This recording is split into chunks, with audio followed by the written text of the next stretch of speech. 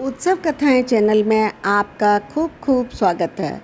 आज की प्रस्तुति कली हनुवाणी अध्याय 11 जागृति विन्यास भाग 4।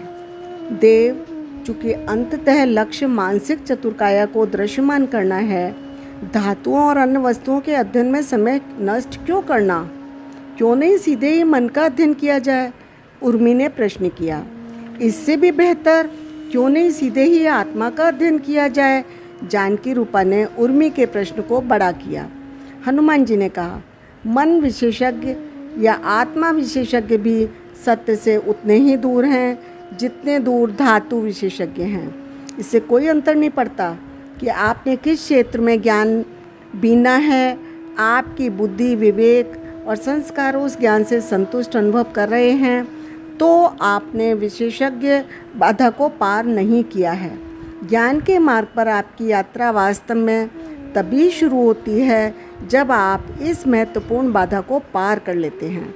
उर्मी ने कहा, देव, अनीता के जीवन के जो दृश्य हमने देखे हैं उनसे प्रतीत होता है कि वे ज्ञान के मार्ग का अनुसरण नहीं कर रही हैं। इसलिए वह तो विशेषज्ञ बाधा में फंस नहीं सकती। वह भक्ति के मार्ग पर चल रही हैं। तो क्या भक्ति के मार्ग पर भी साधक को मानसिक चतुर्काया दृश्यमान करके जागृति विन्यास में महारत हासिल करनी पड़ती है?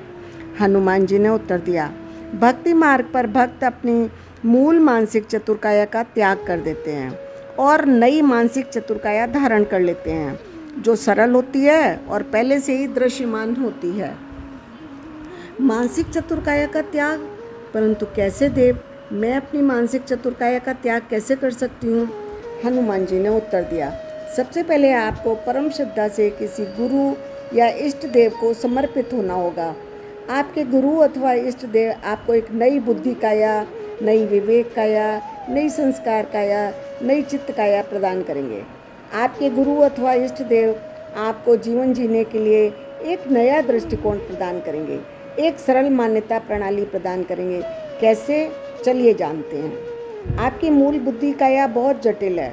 वे नए नए भविष्य के लक्ष्यों को निर्धारित करती रहती है और निर्धारित लक्ष्यों में परिवर्तन करती रहती है।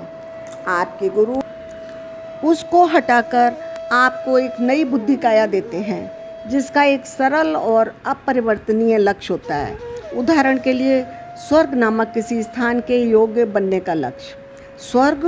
उर्वा ने आश्चर्य प्रकट किया। भविष्य का कोई भी लक्ष्य जिसमें आप पूरी तरह से विश्वास करते हैं वह कुछ भी हो सकता है। अलग अलग गुरु अलग अलग लक्ष्य देते हैं। उर्वा का संदेह मिटाने के पश्चात हनुमान जी ने आगे कहा, आपकी मूल विवेक काया व्यक्तियों को परिवार, मित्र, समीप के रिश्तेदार, दूर के रिश्तेदार आदि दर्जनों विभिन्न श्रेणियों में वर्गीकृत करती है। आपके गुरु आपकी मूल विवेक काया को हटाकर आपको एक नई और सीधी सादी विवेक काया प्रदान करते हैं जो व्यक्तियों को केवल 2 श्रेणियों में वर्गीकृत करती है। वे जन जो आपकी मान्यता प्रणाली को मानते हैं और वे जो नहीं मानते हैं। आपकी मूल संस्कार काया आपकी बहुत सारी छवियां बनाती है और बनाए रखना चाहती है। आपके गुरु आपकी मूल संस्कार काया को हटाकर आपको एक नई संस्कार काया देते हैं जो केवल एक ही छवि बनाए रखना चाहती है, एक अच्छे भक्त की छवि। आपकी मूल चित्त काया आपके जीवन में कई तरह से अराजकता लाना चाहती है।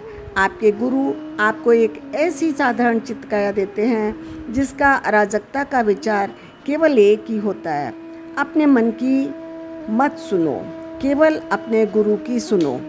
इस तरह आपके गुरु आपको नई मानसिक चतुर्काया प्रदान करते हैं। क्या आपको अब समझ में आया कि अधिकांश मनुष्य भक्ति मार्ग पर क्यों चलते हैं? उर्वा ने उत्तर दिया, हाँ देव, नई मानसिक चतुर्काया धारण करने के पश्चात सब कुछ सरल हो जाता है। यदि संसार एक जटिल बहुआयामी रचना है तो नई मानसिक चतुर्काया उसको एक साधारण चित्र में बदल देती है। हनुमान जी ने कहा, श्रद्धा आपके संसार को एक श्वेत पटल की तरह बना देती है जिस पर वही दिखाई देता है जो आप देखना चाहते हैं। यह आत्मा को जगाने के लिए एक सरल रास्ता है। सफल या असफल रूप से अधिकतर मनुष्य इस मार्ग पर चल रहे हैं। आपके गुरु कोई भी हो सकते हैं, दृश्य अथवा अदृश्य, सजीव अथवा निर्जीव कला का कोई क्षेत्र भी आपका गुरु हो सकता है। उदाहरणतः संगीतकार संगीत के भक्त हैं, उनके लिए संगीत एक ऐसा गुरु है जो उनकी मूल जटिल मानसिक चतुरकाया को लुप्त करके उन्हें एक सरल चतुरकाया प्रदान करता है। नई मानसिक चतुरकाया प्राप्त करना एक नए किरदार को प्राप्त करने जैसा है। नादेव, क्या सभी भक्तों की आत्माएं दो किरदारों के साथ जुड़ी होती हैं, एक मूल किरदार और दूसरा गुरु अथवा इष्ट देव द्वारा दिया हुआ किरदार? उर्वा ने पूछा। हनुमान जी ने कहा, जी हाँ, जैसा कि मैंने पहले समझाया था, तब एक आत्मा समय के 7 तारों पर सवार होती है तो वह एक मानव किरदार के साथ जुड़ जाती है।